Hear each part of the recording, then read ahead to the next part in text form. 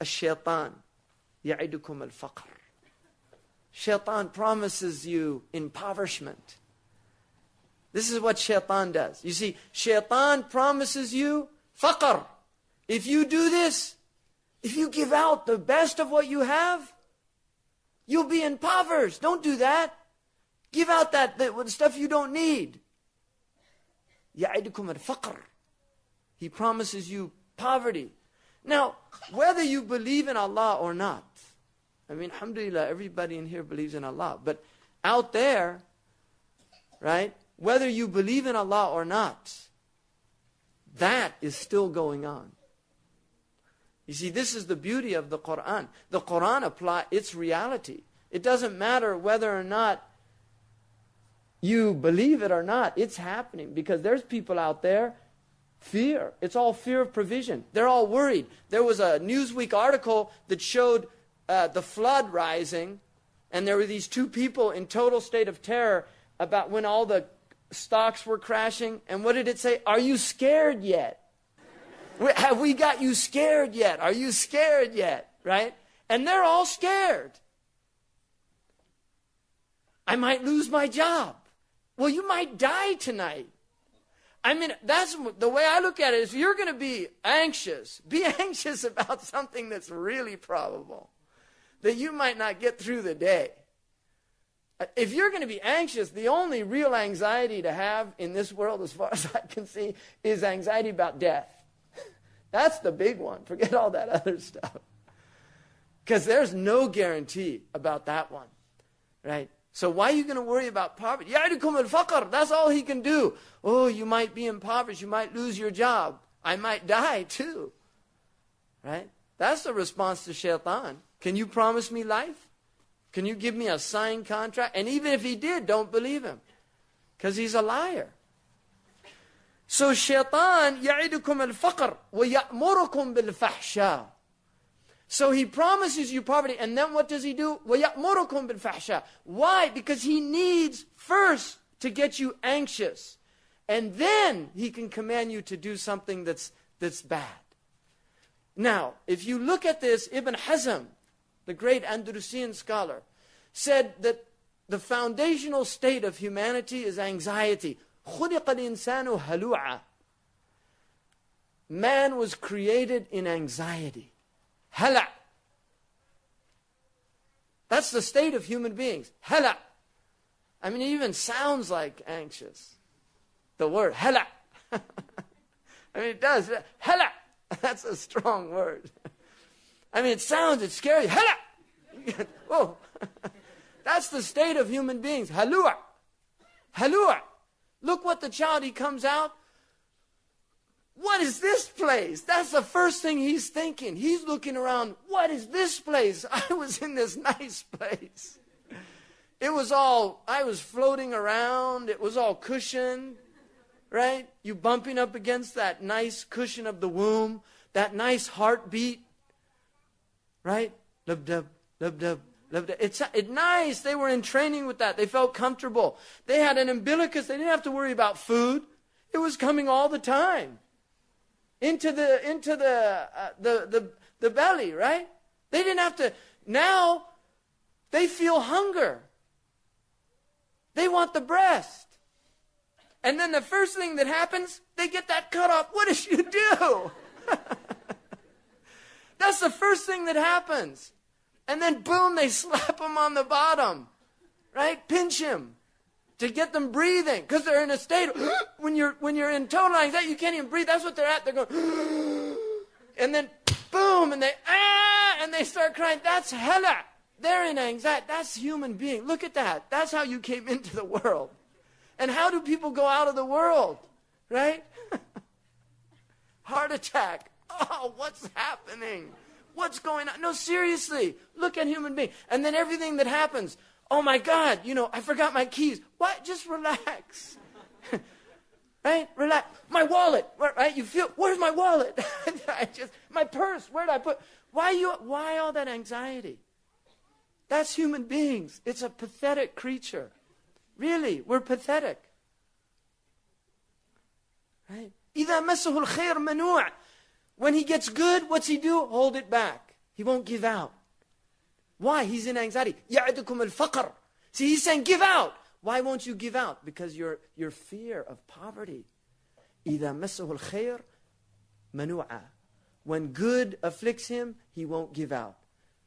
وَإِذَا مَسَّهُ الشَّرِّ جَزُوعًا. Right? Goes into jaza', hala', mana'. Look at that state of human beings. It's all fear, worry. Right? So Ibn Hazm said the whole foundation of the human being is this state of anxiety. Right? It's all fear. And Shaitan knows that because he knows us. He has a good knowledge of our psychology. Some of the ulama say that Shaitan here means a nafs al-ammara. That it's actually the soul. Because the soul is a shaitan as well. Nafs al-ammara is a shaitan. Shaitan in Arabic means the disobedient. Somebody who's in disobedience. There's shaitanul ins, shaitanul jinn, and then there's shaitanul nafs. So this is the promise of shaitan. You're going to be impoverished. Don't give out. Don't give out. That's what he says. وَيَأْمُرُكُمْ بِالْفَحْشَاءِ. Now, Ibn Hazm said the whole foundation of man's behavior, it can all be interpreted as tardul ham. That's what he said. Tardul ham. That's all human beings are trying to do. Stave off anxiety. He said every human action that you see, you can interpret it as an attempt to remove anxiety. Why do you eat? The anxiety of hunger. Why do you put on your clothes? The anxiety of cold. Or the anxiety of humiliation for being naked. Right? For exposing yourself. It's all about anxiety. Why do people go out and seek wealth? Anxiety about poverty. Why do people seek love of leadership? Anxiety about feeling like you're insignificant in the world. See, Napoleon is just a massive infant. He wants to go out and conquer the world. Genghis Khan. These are infants that use the world as their crib. And it's all about feeling important. Going to prove to the world who I am. That I'm great. Magnificent. Alexander the Great conquered the known world by the age of 33. What was driving him? What was the drive in him that wanted him to do that? Right? Immortality, Gilgamesh. His attempt at immortality. That's what human beings do. Everything that you see them doing. Why do we seek out friends? Fear of solitude. The anxiety of being alone. Why do people turn on music? Anxiety of silence. Silence creates anxiety. Americans, they've done studies where if they close their eyes and start meditating, a lot of Americans have acute anxiety attacks. Just from meditating. Why do people fear surgery? Loss of consciousness. People are afraid of being helpless. Right? All these things, it's all fear. That's what it is. And Shaitan knows that. So, يَعِدُكُمُ الْفَقْرِ وَيَأْمُرُكُمْ بِالْفَحْشَاءِ. Because what happens is, if you have anxiety, that's when, see, even shahwa, people will fulfill their shahwa. Why? Because fear of missing a pleasure. The anxiety of missing a pleasure. So they'll actually fulfill a pleasure because they're afraid of missing it. There's children, they hate to go to sleep. They don't want to go to sleep. Why? Because they're going to miss something. They want to stay awake. That consciousness is amazing. They don't want to go to sleep. That's why it's difficult to put a child down. They'll go until they drop. But to actually get them in bed and have them lie down, it's very difficult to do that. Because they think they're going to miss something. This is the way human beings are. They have anxiety. Everything's anxiety. It's all anxiety. Hum. Right? Himma is aspiration. It comes from the same root, anxiety. So your himma is related to anxiety. Why do people seek knowledge? Fear of ignorance. Fear of people treating them with contempt. In this culture, it's a big thing in this culture. If you don't have a degree, right? If you don't have they don't care even if you have a phony degree. They'll hang a phony degree on the wall. There's people that'll pay money to get themselves in who's who, and why are you wasting your money? You didn't do anything. Or pay $1,000. You can get $1,000 and you'll be given some thing that says you're one of the top doctors in America. You can pay it. Hang it in your office. Why are you doing that?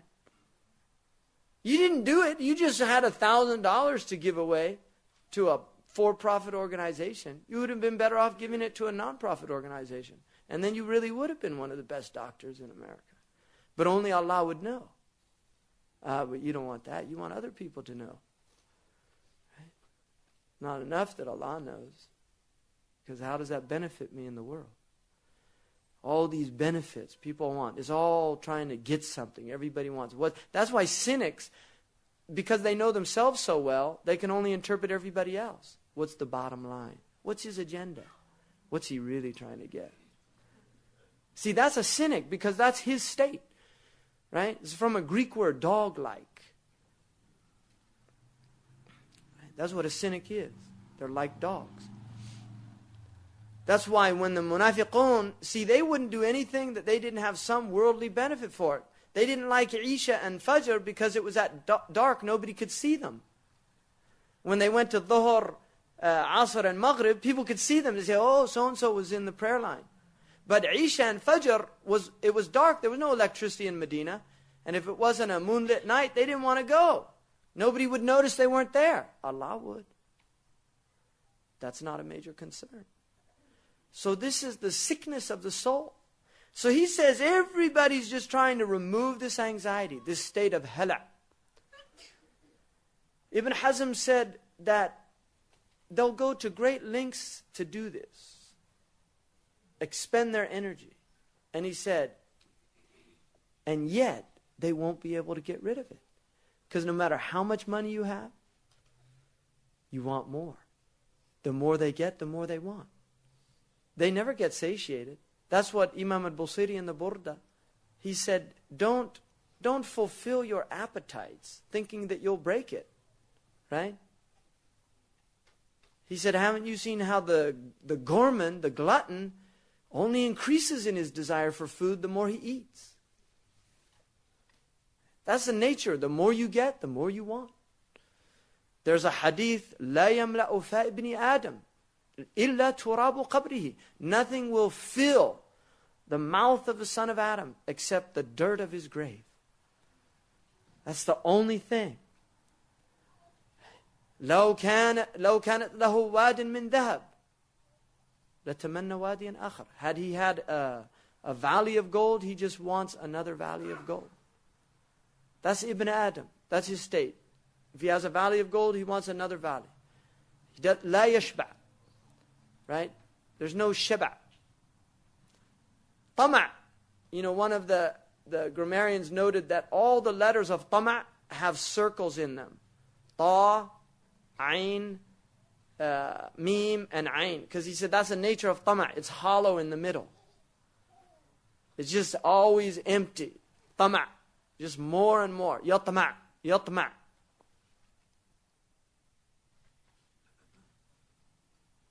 And look at shaba', which is to be shabi'tu. Sheen, yatafasha. It spreads out. Ba closes the hollow. And then ain is the source, the jawf. So it gets filled. Right? That's what shabi'tu. I can't eat anymore. I'm full. Shaba'.